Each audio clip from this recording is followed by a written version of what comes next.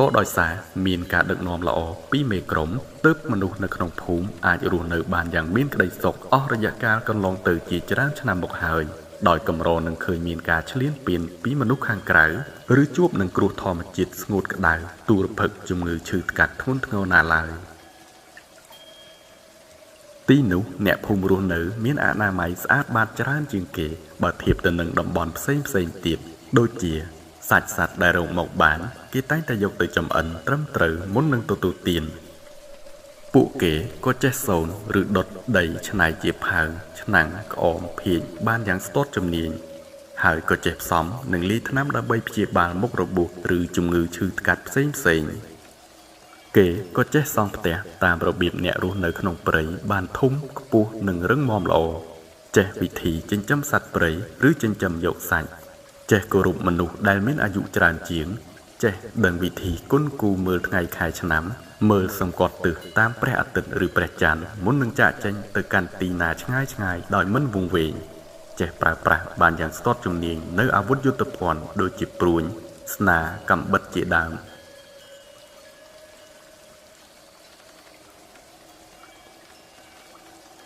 ក៏រួមផ្សំអាស្រ័យដោយកត្តាភូមិសាស្ត្រដ៏អាចកំបាំងមួយចំនួនទៀតផងដែរទើបភូមិនោះពុំសូវនឹងមានប្រវត្តិការវាយប្រហារឬឆ្លោះទាស់ទែងពីបណ្ដាក្រុមភូមិផ្សេងទៀតត្បិតតែវាជាតំបន់ដែលគ្របដណ្ដប់ទៅដោយផ្សែងអាប់អណ្ដែតត្រសែតយ៉ាងក្រាស់ក្រែលនាវេលាយប់ព្រលប់ងងឹតដែលជាហេតុធ្វើឲ្យមិនងាយនៅក្នុងការចំណាំផ្លូវដើម្បីផ្លាស់ទីទៅណាមកណាបានងាយឡើយទាំងផ្លូវគោកនិងផ្លូវទឹកទាល់តែមនុស្សដែលរស់នៅក្នុងទីនោះផ្ទាល់ទើបដឹងច្បាស់ហើយកត្តាដែលគួរឲ្យខ្លាចបំផុតនោះគឺវត្តមាននៃបណ្ដារុក្ខជាតិពុលជាច្រើនប្រភេទដែលបានដុះលូតលាស់សឹងតែគ្រប់ទិសទីរាប់តំណឆ្នាំមកហើយដែលប្រសិនបើពុំមែនជាអ្នកដែលមានឈាមជ័ររស់នៅក្នុងតំបន់នោះទេគឺពិតនឹងងាយរងគ្រោះឬដល់ថ្នាក់ស្លាប់ភ្លាមតែម្ដងបន្ទាប់ពីបានហូបចូលទៅក្នុងពោះឬត្រឹមតែដើរប៉ះមែកស្លឹកដៃជើងក៏នឹងកើតទៅជារមាស់កន្ទួលអេះខ្វាចទាល់តែរបើកស្បែកហូរឈាមខ្សោះអស់ពីខ្លួនដែលភាគច្រើនពួកវាតែងតែមានសន្តានដូចគ្នាទៅនឹងផ្កាស្រស់ដែលតែងរីកស្គុះស្គាយពណ៌ចម្រុះដុះនៅជាកញ្ចុំចោលក្លិនក្រអូបគួរឲ្យចង់ប្រឡោមឬជាប្រភេទដើមដែលមានផ្លែទាំងចង្កោមរលើបរលោងពណ៌តែបង្កប់នៅជាតិពុលដ៏សាហាវបំផុត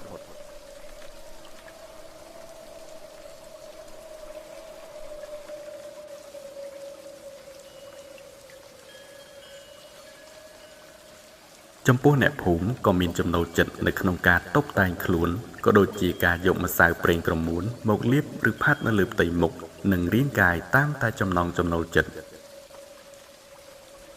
ចំពោះឯស្ត្រីគឺតែងតែមានសម្បុរសាច់ភ្លឺថ្លាជាងបុរសព្រោះប្តីពុំសូវឲ្យចេញទៅណាឆ្ងាយក្រៅតែពីផ្ទះដោយឲ្យត្រឹមនៅបំពេញការងារធម្មតាមើលថែទាំកូនចៅនិងទុកដាក់របស់ទ្រព្យដែលរកមកបាន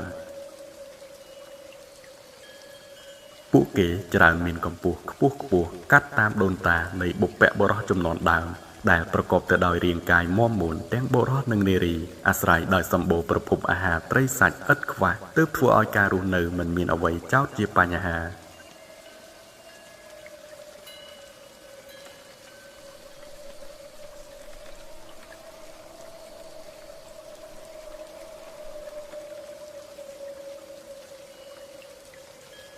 ជារៀងរាល់ឆ្នាំដែលតែងតែកត់ចំណាំសម្គាល់តាមរដូវផ្ការីកឬរដូវដែលមេឃចាប់ផ្ដើមធ្លាក់ភ្លៀងខ្លាំងនាវេលាយប់គឺគេបានកំណត់ថាជារដូវខែដែលសមប្រកបឲ្យបុរសឬនារីអាចជ្រើសគ្នាជាគូជីវិតបាន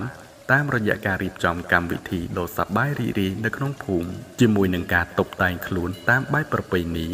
មានការរាំច្រៀងជុំវិញភ្នក់ភ្លើងការគោរពដាក់សែននិងថ្វាយនៅសាច់ស្រស់គ្រាប់ធញ្ញជាតិនិងផ្លែឈើគ្រប់មុខជាតំណាងការដឹងគុណដល់ទឹកនិងដីដែលបានផ្ដល់ជីវិតនិងអាហារច្រើនឆ្នាំច្រើនជំនាន់កន្លងមកភាគច្រើនពួកគេមានជំនឿខ្លាំងលើបារមីអារក្សអ្នកតាទេវតារក្សាព្រៃភ្នំនិងម្ចាស់ទឹកម្ចាស់ដីចេះខ្លាចបុណ្យបាបនិងយល់ដឹងអំពីអំពើអាក្រក់ដែលជាដំណើររស់នៅដ៏ល្អសមប្រកបដោយការអធ្យាស្រ័យគ្នាទៅវិញទៅមកតាំងតែពីបុព្វបុរសជាន់ដើមមកម្ល៉េះ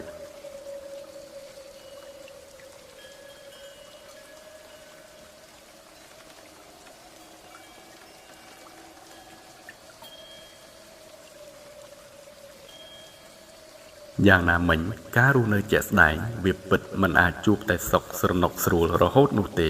ត្បិតរមែងនៅតែមានបញ្ហាជួបជាបន្តបន្ទាប់ដែលបានកើតឡើងមកនៅក្នុងភូមិដូចជាមនុស្សស្លាប់ដោយសារជំងឺដែលព្យាបាលមិនជាការទាស់ទែងខ្វែងគំនិតគ្នារវាងគ្រួសារមួយនិងគ្រួសារមួយល្មើសទៅនឹងការហាមឃាត់ផ្សេងលួចតាក់ទងទៅកាន់មនុស្សខាងក្រៅដើម្បីដោះដូរជាអាវុធឬថ្នាំពុលប្លែកៗដើរប្រមាញ់ឬផ្សងព្រេងទៅកាន់តំបន់ព្រៃដែលមិនអនុញ្ញាតរហូតបង្កឲ្យកើតទៅជាគ្រោះថ្នាក់ផ្សេងឬអាចនឹងបង់បាត់ជីវិតនៅទីនោះលែងបានវិលត្រឡប់មកវិញផងក៏មានប៉ុន្តែឆ្ងល់ទេហេតុអ្វីបានជាមានព្រៃហាមឃាត់ហេតុអ្វីវាគួរឲ្យខ្លាចនិងអាចកំបាំងដល់ម្លឹងសូម្បីតែអ្នកភូមិផ្ទាល់ក៏មិនអាចចូលទៅជិតឬធ្វើដំណើរឆ្លងកាត់ទីនោះបាន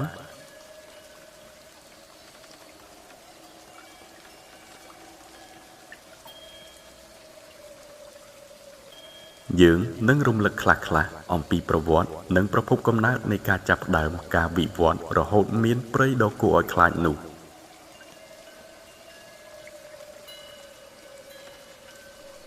តាំងពីជំនាន់ដើមមកភូមិសាស្ត្រនោះត្រូវបានក្រុមមនុស្សរស់នៅក្នុងព្រៃស្គាល់ថាជាទីតំបន់ដ៏អាថ៌កំបាំងបំផុតដោយសារតែងតែបាត់បង់ជាបន្តបន្ទាប់នៅរាល់វត្តមានមនុស្សណាដែលក្លាហានហ៊ានចូលទៅកាន់ទីនោះបរិវេណជុំវិញរុំស្រោបទៅដោយបណ្ដុំរុក្ខជាតិវល្លិបន្លាតូចធំចាក់ស្រេះគ្រប់ប្រភេទបាំងបិទងងឹតស្លុបមើលមិនធ្លុះសូម្បីតែបាច់ពន្លឺតូចមួយ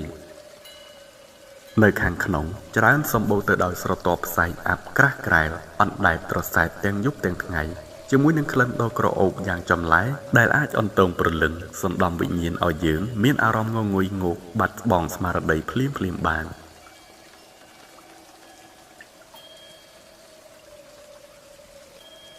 ជាព្រៃដែលពុំសូវមានពន្លឺថ្ងៃអាចជ្រៀតចូលទៅដល់ប៉ុន្តែយប់ឡើងបែរជាមានយល់នៅស្បៃពន្លឺតិចចេញពីតាមមែកស្លឹកនៃអំបូររុក្ខជាតិផ្សេងជាពិសេសពពួកដើមផ្កាចម្លែកពណ៌ចម្រុះដែលឃើញមានដុះហែហោមតាមមាត់ទឹកអូរឬតាមដុបស្មៅវែងកម្ពស់សឹងតែផុតក្បាលនៅយោគយល់ទៅមកគ្រប់រដូវកាល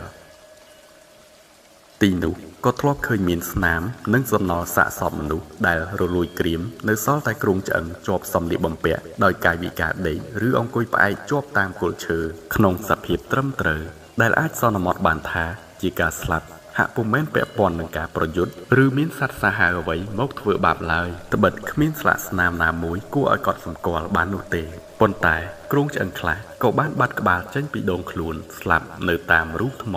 ឬតាមបង្គៀបឈើឬក្បែរទឹកជ្រោះដែលអាចសន្មតបានថាប្រហែលជាបង្កឡើងដោយពពួកសត្វកំណើតណាមួយសំងំរស់នៅរាប់រយឆ្នាំមកហើយនៅក្នុងនោះ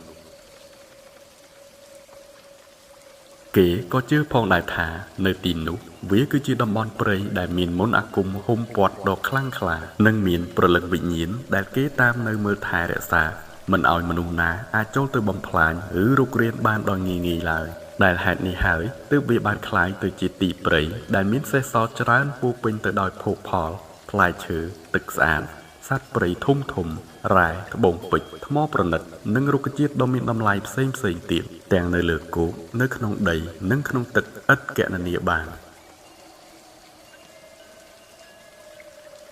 ចំពោះជនទាំងឡាយណាមិនថាតិចឬច្រើនគ្នាឲ្យតែមានសេចក្តីលោភលន់ឬចង់ឈ្នះជំនះចូលទៅកាន់ទីនោះក៏ពិតពុំដែលនឹងអាចមានវាសនាបានឃើញវិលត្រឡប់មកវិញឡើយគឺទៅជារៀងរហូត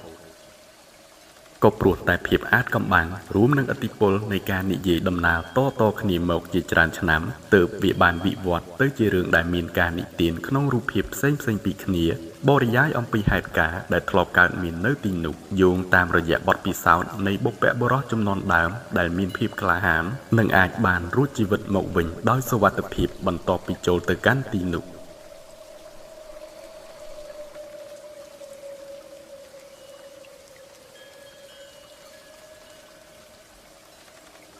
សេចក្តីនិទានខ្លះបានលើកឡើងថាក្នុងព្រៃនោះសម្បូរទៅដោយសត្វចម្លែកច្រើនប្រភេទដែលបានសំងំរស់នៅរាប់សិបឆ្នាំមកហើយរហូតអាចស្ទាំនឹងបរិយាកាសគ្រប់កាលវេលារដូវដោយពុំចាំបាច់ត្រូវចេញទៅទីណាឆ្ងាយឡើយ ពេលថ្ងៃមិនសូវជាមានពន្លឺព្រោះតែស្រមោលស្លឹកនិងមែកនៃរុក្ខជាតិដ៏ធំខ្ពស់លាយឡំនឹងផ្សែងអាប់អណ្ដែតត្រសែនប៉ុន្តែនៅអាចមើលឃើញទិដ្ឋភាពជុំវិញខ្លួនបានខ្លះចម្លែកអ្វីតែពេលយប់គឺអាប់ផ្សែងក៏មានកាន់តែច្រើនអណ្ដែតដេកដាស់មើលអ្វីក៏ពុំសូវជាច្បាស់ហើយថែមទាំងមានក្លិនក្រអូបតែងរសាត់មកអន្តងចិត្តគ្រប់វត្តមានមនុស្សឲ្យចង់តែដេកបិទភ្នែកស្លាប់ទៅទាំងដោយមិនដឹងខ្លួនដោយឡែកការនិទានមួយផ្សេងទៀតក៏បានលើកឡើងផងដែរថាទីនោះធ្លាប់ជាអតីតភូមិរបស់កុលសម្ព័ន្ធមួយក្រុមជំនាន់មុនដើមបំផុតដែលធ្លាប់បានរស់នៅតាំងតែពីយូរលង់បុរាណមកប៉ុន្តែក៏ត្រូវបានរលាយបាត់រូបទៅវិញយ៉ាងអាថ៌កំបាំងបន្សល់តែស្លាកស្នាមដីប្រឡាយទួលនិងរូងថ្មទំនងជាពួកគេបានសាងកំហុសណាមួយដ៏ធ្ងន់ធ្ងរទើបទេវតាបានយកជីវិតពួកគេទៅទាំងអស់តែម្ដង